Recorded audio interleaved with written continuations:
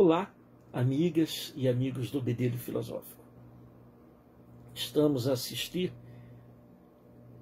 até de forma bastante interessante, uma polarização ideológica entre esquerda e direita, entre este ou aquele governante, entre partidários e não partidários, mas com pensamentos ideológicos firmes, na política nacional. E essas questões que normalmente ficam reduzidas ou ficavam reduzidas à atividade mais de política partidária e de conflitos dentro do setor, de lideranças públicas, de política partidária, de voto, etc., passa agora a também respingar ou adentrar nos tribunais.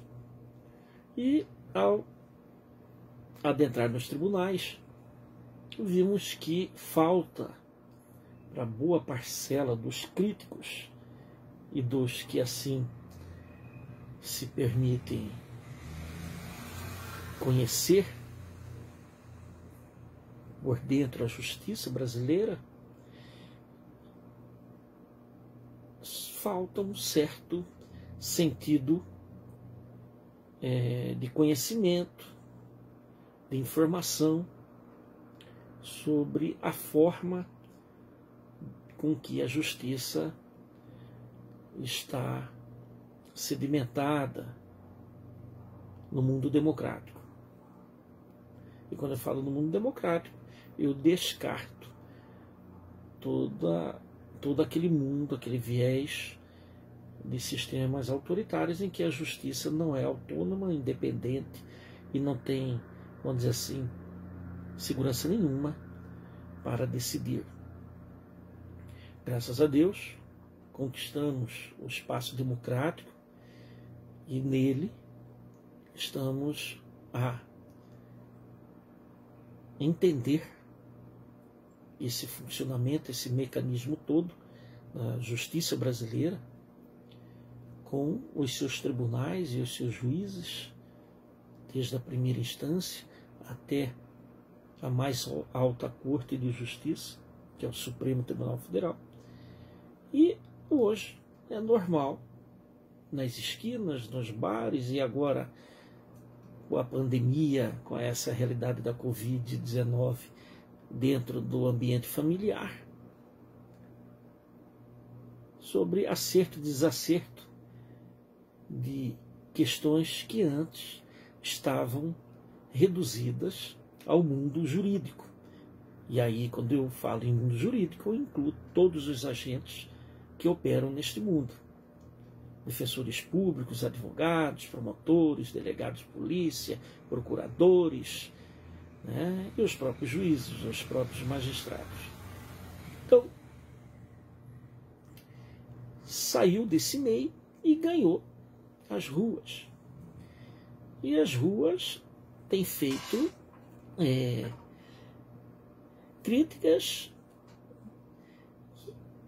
têm realizado aplausos também. Mas o que sente, ou o que dá de sentir, melhor dizendo, sobre essas críticas, sobre esses aplausos, é que está havendo uma simbiose entre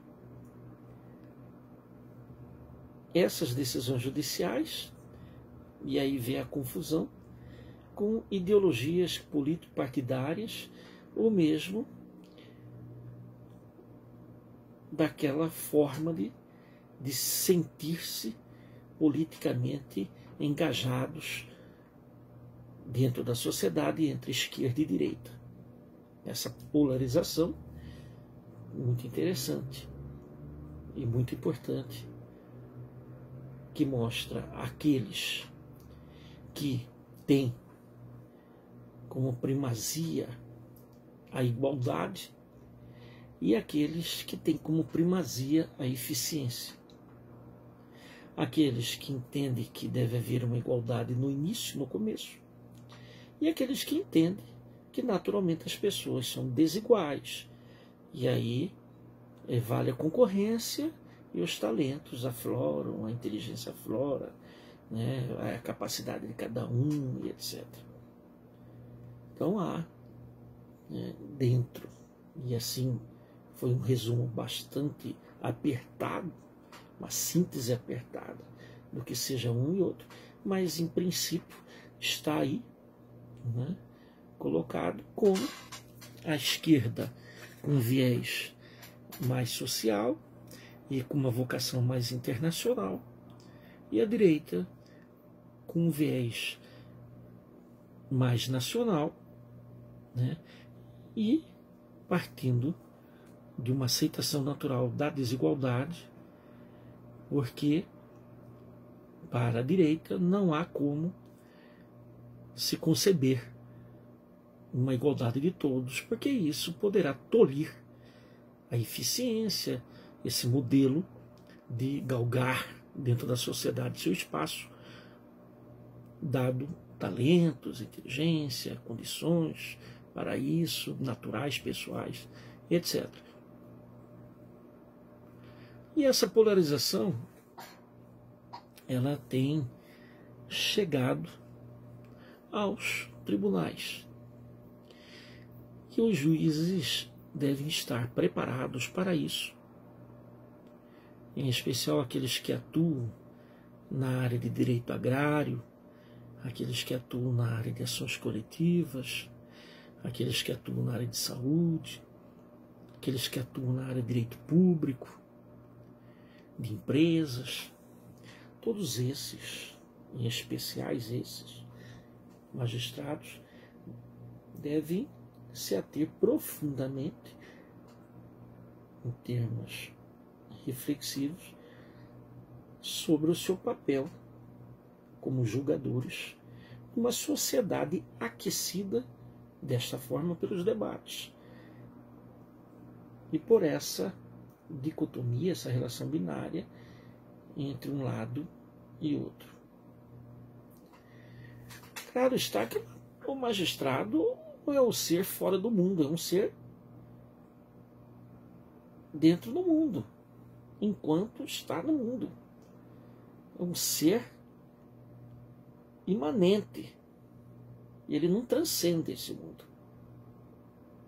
Então, vale aí essa observação para que ele tenha consciência de sua decisão e saiba, dentro do princípio do consequencialismo, onde elas chegarão. Então, dentro disso, nós temos aqueles, e aí esquecendo um pouco o sistema de justiça e atravessando para as manifestações na web, nos grupos de internet, nós temos aqueles de pensamento mais simples e hoje de pensamentos mais complexos. Temos aqueles em que o resultado de uma avença política ela é bastante simples, e aqueles que aceitam que a complexidade é natural do embate político-ideológico, do embate político-partidário, porque ela envolve, por ser complexa, pensamentos outros, vários pensamentos, e dimensões outras, que é aquele do pensamento mais simples, mais fechado, não aceitam ou não estão acostumados. Por exemplo, alguém que se relaciona como chefe do executivo perante o poder legislativo, naturalmente que ele está num jogo e num campo próprio da política partidária, do acordo político, costurar este ou aquele caminho em conjunto, observando preceitos constitucionais, legais, porque disso pode resultar também manifestações jurídicas das cortes de justiça. Esse é o homem do pensamento complexo, do que entende e aceita essa situação. O homem do pensamento mais simples. Isso não quer dizer falta de cultura, mas tão somente os que não aceitam um diálogo mais dialético, mais confrontante, e sim querem sempre algo de cima para baixo, eles entendem que isso daí, essa capacidade ou essa tolerância desse diálogo, nesse diálogo, é perda de tempo e que pode também descambar para a corrupção, para a omissão, para crimes outros, que ele, dentro da sua moral política, moral pessoal, ética pessoal, entende em não cometer, não correr nem esse risco. Então, há um problema, um desconforto em aceitar que uma minoria também tenha direitos em face de uma maioria. Há uma dificuldade em entender que não governa sozinho, que governa com membros também, com agentes políticos de outros poderes. Então, e nesse processo todo, não existe inocentes, porque quem, como já dissemos em bedelho filosófico anteriores, quem elege somos nós. Então nós somos culpados, juntamente com os nossos governantes, porque tivemos papéis decisivos para o sucesso eleitoral deles. Somos corresponsáveis também nos acertos. Então, é interessante como a decisão judicial hoje ela é criticada ou aplaudida em função de estar em acordo com esta tendência política ideológica ou aquela outra tendência política ideológica. Então, aqueles que decidem processos nesse campo em que a sensibilidade aflora,